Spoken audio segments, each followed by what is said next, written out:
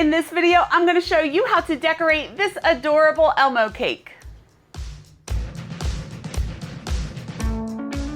Hi, it's Karolyn. If you want to learn how to bake and decorate amazing cakes, then I would love for you to join me by hitting subscribe and the bell. Quick note, if you want to skip the intro, check out the chapters below and you can just get right into the video. However, this week I am making an Elmo cake and I am showing you how I decorate it, and it's going to be a voiceover, so I'm going to briefly show you how I do everything. I do have videos going into more detail on how I do some of these decorations. And just a note that I am starting this with a completely iced cake. It's iced in buttercream. I have a video showing you how I ice smooth buttercream cakes, and I will link that in the description below. And before we get started, I just need to thank you guys. You all have been so wonderful. I'm having so much fun doing this, and I got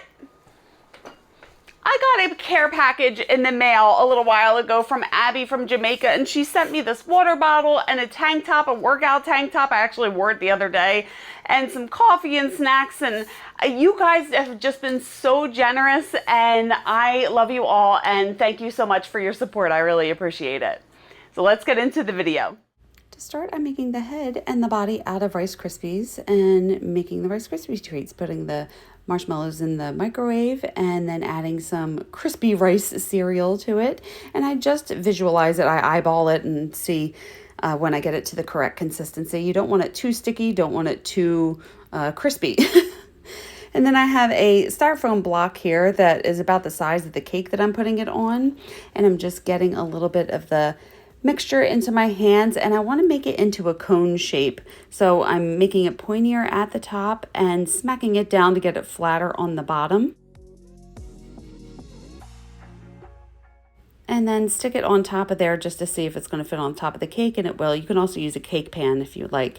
And then getting another piece into a ball, and I'm holding it on top of the body to make sure that it is proportionate to the body. You don't want the head too big, not too small, so that looks pretty good. And I'm just going to set these aside, and I rolled out some red fondant. This is the bottom border, using my ribbon cutter to cut a ribbon, smoothing the edges, taking my cake just out of the refrigerator. The icing is solid. The front is the most symmetrical, so I go to the back, make a little mark, clean off the cake board, and get a little piping gel. So I'm going to put the piping gel on in the back where the ribbon is going to connect, and then I like to use Crisco around the rest of the perimeter. The Crisco is more forgiving, so I can put the ribbon into place. So I'm just wrapping the ribbon around the bottom of the cake, cut it where it meets and push it together, and then just take a palette knife and press it down so it's meeting the bottom of the board. And I cut a bunch of different circles out in different colors. So I used some circle cutters, I used some piping tips just to get a bunch of different variation in size and color. So I rolled out the fondant really thin. And for some of the polka dots, I just want to cut them in half, but they're not all directly in half. Like some of them I cut a little bit smaller, like right here, you can see. So I'm just trying to cut them so I can put them, you'll see what I do with them. So I have a little bit of water and getting it on the back. And do you see where I have the flat edge? I'm going to put the flat edge down on the ribbon. And I just want to put a bunch of different polka dots all over this cake. So no rhyme or reason to it. I'm trying to get them pretty close together, not touching. There's another flat one going on the top. So that's what I like to do. I like to cut my polka dots in half and put it at the top of the cake, at the bottom of the cake. I don't know. It's just something I do. I'm just finding where they fit best. And polka dots are on the cake, putting that back in the fridge. Now I want to make the crayon, so I'm rolling out some lighter orange fondant. I have a wet skewer. I'm pressing it in there and just rolling it. So that way the crayon's going to hold its shape if I roll the fondant around the skewer. This fondant does have Tylose powder mixed into it, so it's going to help it hold its shape. I always have Tylose powder in my fondant. I'm cutting the end off, and I want to leave a little bit of the stick exposed so I could put the rest of the crown on there, and using this X-Acto knife to refine my cuts and making the cuts more sharp.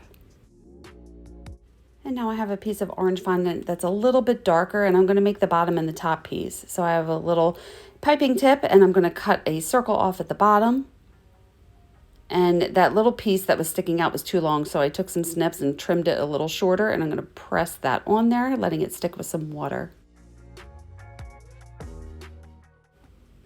And then for the top piece, it looks more like a cone shape like we did before with the body. So I'm just going to keep trying to get this in the correct shape and using my X-Acto knife to cut a sharp edge at the bottom and holding it up to the crayon, seeing that it's a little too big. You know, I'm just going to keep refining this until I get it to the right size. And that looks pretty good. I'm going to cut the tip off because the tip of the crayons are usually flat. I'm going to use this tool and just make that little line in there. Getting a little water on it and putting it on the stick.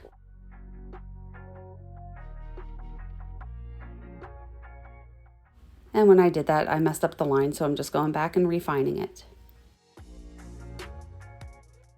Let's set that aside to dry. I'm making Elmo's eyes using white fondant that does have Tyler's powder mixed in with it. Holding it up, making sure that they are the right size and set those aside. And his nose as well, getting some orange fondant. So it's all about like holding everything up on the head and making sure that it's proportionate. Nothing's too big, nothing's too small, right? And just setting those aside. And now I want to make the pupils. So I have a piping tip and I just cut those out. And I'm making the mouth, so I'm doing like a half circle and then curving it, you know, just cutting it and making sure everything's the right size. Now I want to make the legs. So I roll it into a log, I bend the bottom part up to make the foot, and then I want it to be flatter where it's going to sit on the top of the cake. So I want to cut that on an angle. And there, look, it sits a lot better, so the body's going to be able to sit on top of that, and do that the same thing for the other leg.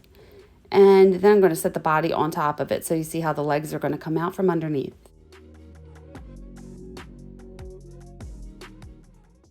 Holding the head up and the legs look good. The head, like everything looks good. Okay, let's do the arms. So again, roll it into a log. And I'm going to flatten the part where the hand is going to be. And that's way too long. I have to cut it on an angle. I want the top to come to a point and the inside to be flat so it sits a little better against the cake. Or against the guy. And then same thing for the other side. This time I want to curve the arm around and I want to cut it. I do have a tutorial showing you how to make a Cookie Monster. I go into more detail and I will link that below. It's basically the same thing. Now I want to make the name. And I have a tutorial showing how I make this in full detail as well, and that will be linked. But using my trace, cut, and smooth method, so I'm tracing it onto the fondant, cut the fondant pieces out, smooth the pieces with my fingers, and repeat the process. So I measured my cake. I made sure everything was the correct size before I printed it out and cut it out. I'm just wetting the back, putting it on top of the yellow fondant and cutting an even border the whole way around and smoothing my cuts. Now for the name, I want the letters to be white. And again, I'm tracing it with my Dresden tool, pressing not too hard, just hard enough to transfer the line. Always cut the inside pieces out of the letters first. It makes it so much easier. Smooth the cuts and then cut the rest of the letter out.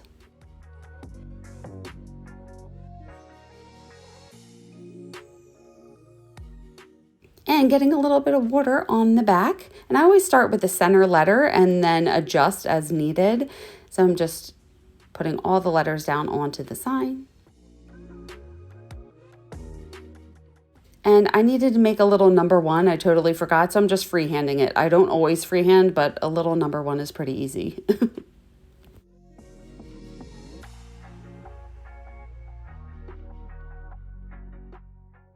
And now back to the crayon. You see how it has those little lines at the top and the bottom? I'm doing it in black, not in like a deeper orange. So I have an edible marker here. It requires a steady hand. My arm, why did I say it like that? My arms are rested on the table and I'm kind of twisting the crayon and holding the marker straight. So I did a very straight line, and then right next to it, right below it is like a wavier line. So it's difficult to tell, but I'm kind of going up and down, making little waves.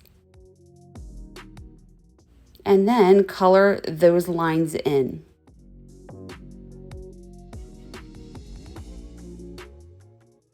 And now I want to follow the wavy line that I made, separating it just a little bit so you could see some of the color between the black.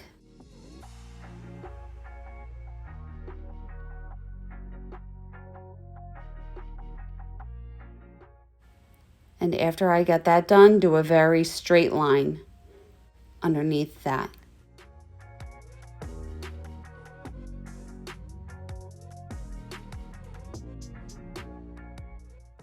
And color it in again. Don't drink coffee before you do this because your hands are going to be shaking. Then I did the same thing at the very top of the crayon as well. I'm going to set that aside to dry. And I'm going to put the sign there because I want to make sure that Elmo isn't hanging over the sign. I have some red buttercream. I can link my recipe on how I make buttercream below. I have the Rice Krispie body, and he has been sitting out overnight, so the Rice Krispies are more solid. Make sure you have gloves and just use your hands and put this icing on here. And then I kind of pat it. So as I lift my hands off of that body, it's creating a texture, like a fur-like texture. Get some skewers in the bottom. And I'm going to put it in the cake, but I don't want to put it down all the way yet because I'm not sure how the legs are going to fit. So I'm going to grab a leg, do the same thing. Use your hands, get some icing on there, and then tap it to get some of the fur texture on there. Once it's all covered in the icing, then I can put it against the cake and try to make it so it's not touching that sign underneath. I want to make sure that there's enough room. I did the same thing for the other leg, and then I put the body down so I can make sure that he is in the right position. And you could see some of the Krispies through the icing, so I'm just getting more icing and putting it on there. Now let's do the same thing for the head. I put a skewer in the bottom of the head, and I'm just tapping on that icing fur again.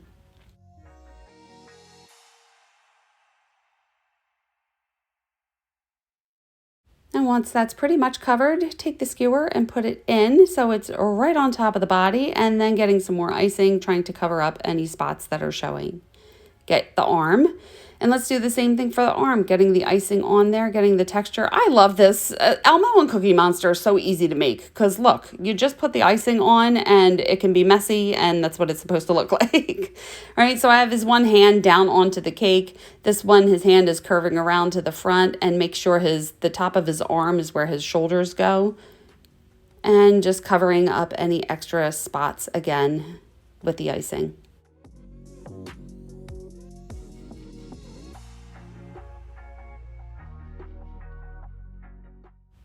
And I like to cover up where the seams are with a little bit more icing as well.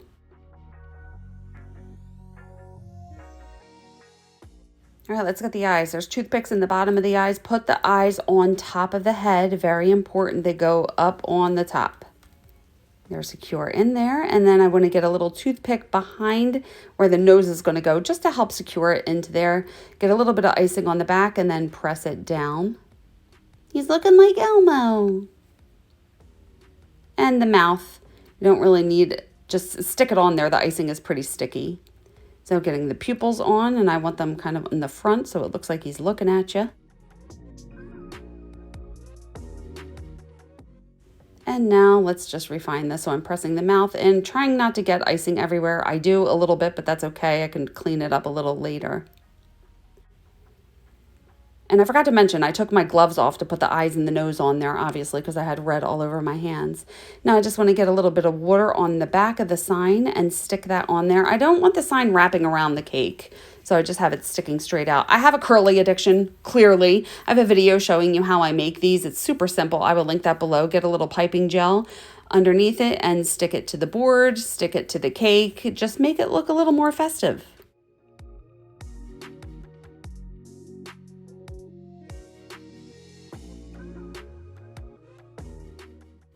And now where am I going to put the crayon? I guess I'll stick it there. Hammer a toothpick into the board to help it stick and or help it not fall over. Get a little piping gel on the bottom and stick it down. And there's the crayon. It's not going to fall over because it's supported by the toothpick. Getting a little bit of glue around the board and on the back of the ribbon, and then sticking that to the board to finish it off. And pressing my finger on it one more time for good measure, and just using a palette knife just to cover up any other imperfections, and using a needle tool to remove any extra icing, just refining it and making it look all nice and pretty and perfect. Just make sure that you can't see any of the Rice Krispies through the icing. And there is Elmo, adorable. So there you go. How adorable is little Elmo just chilling on the side of the cake, on the top of the cake. I love doing this technique. It's easy-ish because of the fur, and you don't have to make the Rice Krispies perfect because you cover it with the buttercream fur, and it ends up looking so cute. I need to make a note.